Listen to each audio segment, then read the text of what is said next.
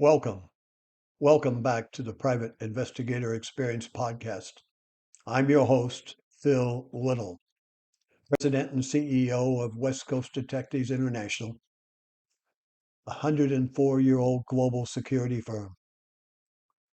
For more than 50 years, I've lived this life. Military, special operations, law enforcement, CIA intelligence work across Europe and the Middle East, and running one of the oldest and most respected private investigation and security firms in the world. Some cases you never forget. This is one of them. A frantic call from a father in the middle of the night. Two 18-year-old girls vanished on their graduation trip to Paris. Official channels frozen. And a race into the darkest corner of the human slave trade. Young women being auctioned to the highest bidder for the Middle East pipeline. In 5 days, we went from that phone call to a midnight breach of a Russian oligarch's estate, and we brought those girls home. This is a dramatized retelling for this podcast. Fast, hard, and true to the stakes. Buckle up. There are chases, there are flights, and there is justice. It was 2:17 a.m. Pacific time when the secure line lit up. I was in California. The voice on the other end was shredded. Mr. Little, David Reynolds here. My daughter Jessica and her best friend Megan, they flew to Paris 3 days ago for their graduation trip. They disappeared from the hotel. No ransom demand, nothing. The embassy keeps telling me they're working on it. The French police say girls run off all the time. I know my daughter. She calls me every day. She would never just vanish. Please, I need you and your team on the ground tonight. Money is no object. I have a Gulf Stream ready at Van Nuys. Just say yes. I didn't need to think. I'd heard that tone too many times in my career. The sound of a father who knows the system is failing his child. Mr. Reynolds, listen carefully. Send me every photo, every text, every detail you have, last locations, friends they met, credit card activity, everything. I'll have a team ready to be in the air within 4 hours. We're not waiting for permission. I hung up and went to work. My decades running intelligence stations in France and across Europe had left me with a network most governments would envy. I called Henry, retired GIGN counterterrorism operator. Now the quiet professional who could assemble a 5-man XCT team in under an hour. Men who had hunted terrorists in the same cities we were about to work. But before I brief Jaime, would you help me by liking, sharing, and subscribing, and hit that notification bell for future posts? Now back to the action. Henry, two American girls, 18, snatched in Paris. Looks like trafficking pipeline to the Middle East. I need your best people. We pay cash, we move fast, and we finish it. He didn't hesitate. They'll be ready. Send the jet coordinates. At 6:15 a.m., the client's Gulfstream G650 was wheels up from Van Nuys Airport with my core team and me aboard. We were crossing the Atlantic before most people had their first cup of coffee. Charles de Gaulle Airport, 8:40 p.m. local.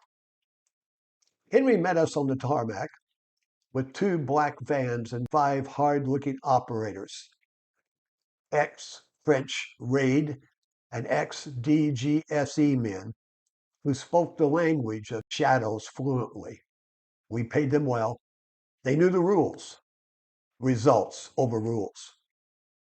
The intel picture was ugly but clear. Jessica and Megan had been seen at a bar in North Paris. A smooth-talking local brought them drinks. Surveillance footage showed them leaving unsteady. Next morning, gone. No digital trace. This wasn't a random abduction. It was a harvesting operation feeding the private auction circuit.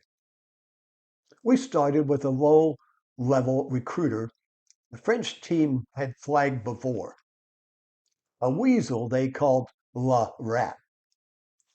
We picked him up out of a cafe in Belleville at 11 p.m. He made us instantly and ran, jumped on a black scooter and shot into traffic like he was on fire. My driver didn't wait for orders. Go! We tore after him through the narrow streets, rain-slicked and crowded. He weaved between cars, nearly took out a bus, then jumped the curb into the sidewalk, sending tourists diving. Our van couldn't follow. I bailed out at speed and sprinted after him with one of my engines close behind. 50 years of training, I was still closing the gap. He ditched the scooter in a crowded market and bolted down a side alley, dead end. He spun, knife out, eyes wild. We fought. He came in low with a knife. I sidestepped, drove a knee into his ribs, then an elbow across his jaw. He slashed again, caught my forearm. I trapped the arm, rotated, and put him face first into the brick wall. He dropped. My teammate was there in seconds with zip ties and a hood.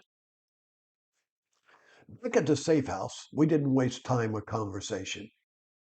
Henry's interrogator, a man who had broken hardened terrorists, took the lead. We didn't leave marks. We didn't need to.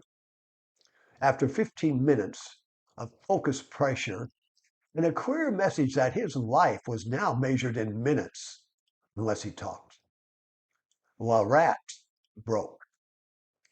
The girls, they're being prepped for Vokal's private auction.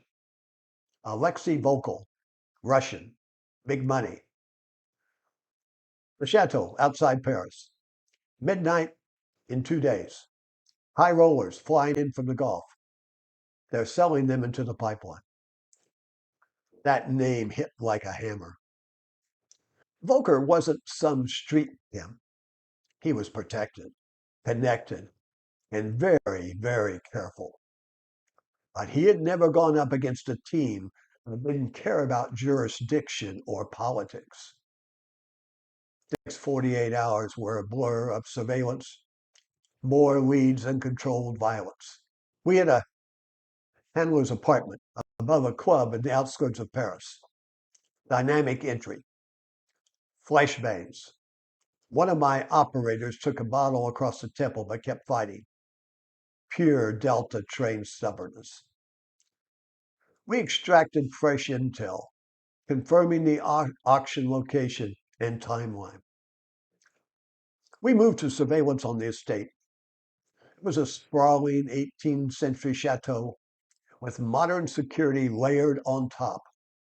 Armed patrols, thermal cameras, dogs. Henry's men mapped every pattern, every gap. We had 24 hours to plan the breach. I kept the client updated with short, secure messages. We have them. We'll bring them home. No details that could compromise the operation. By morning of day 4, we were ready. The auction was scheduled for midnight. We would hit them in the middle of their own sick ritual. Midnight, light rain, black hits, suppression weapons. We split into 2 teams. Security first. Silent, surgical. 3 guards dropped without a sound. Henry's men were ghosts. Then the main breach. We hit the Grand Hall at 12:17 a.m., just as a merchandise presentation began. chandeliers low, classical music playing. 2 dozen men in tuxedos seated like they were at a legitimate auction. On a small raised platform, Jessica and Megan, drugged, terrified, dressed in white. Go, go, go. We exploded into the room. Everybody down. Hands where we can see them. A guard on my left swung a submachine gun. I closed the distance before he could shoulder it, trapped the weapon, drove him backward over a table. Another came at me with a baton. I disarmed him with a wrist lock from my old counterterrorism combat training and put him on the floor.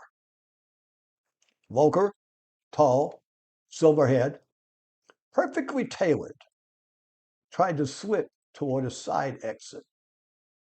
I saw him and gave chase down a marble corridor. He spun with a pistol. We fought. He got off one wild shot that went high. I closed, crapped his gun arm, and drove an elbow into his temple. He went down hard. I zip-tied him myself.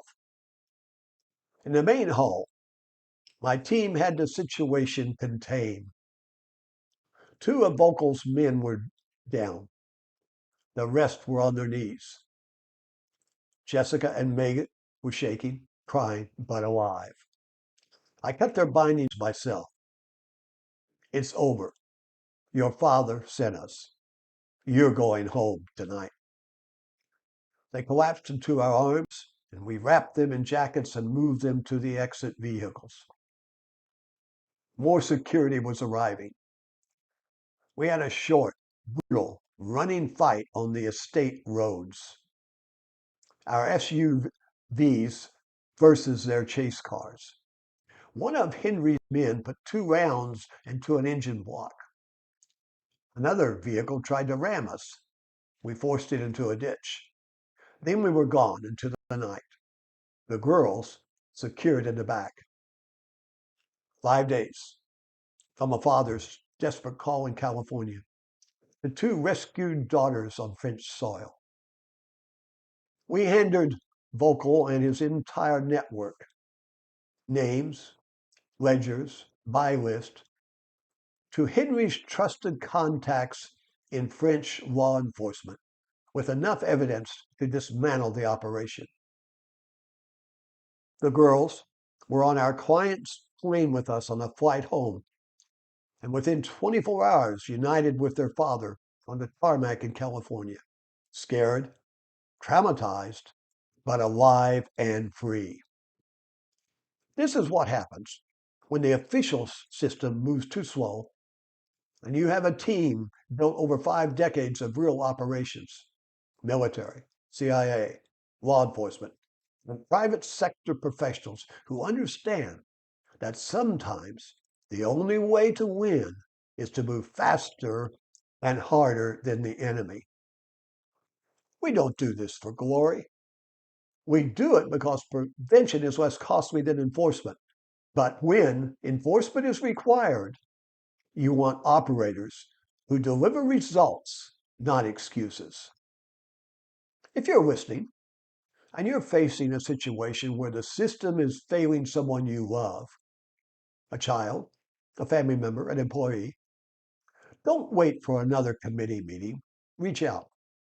We operate globally, discreetly, and with the same intensity you just heard. Thanks for spending these 15 minutes with me. If this episode hits you, subscribe, leave a review on any of the platforms, and you know the drill. Hit that notification bell for future posts, and please share it with someone who needs to hear that there are still people willing to go into the dark and bring the innocent home. Check the description for links to more episodes, our services, and to contact West Coast Detectives International. Email me at plittle@westcoastdetectives.us or direct at 818-262-1312. Stay vigilant.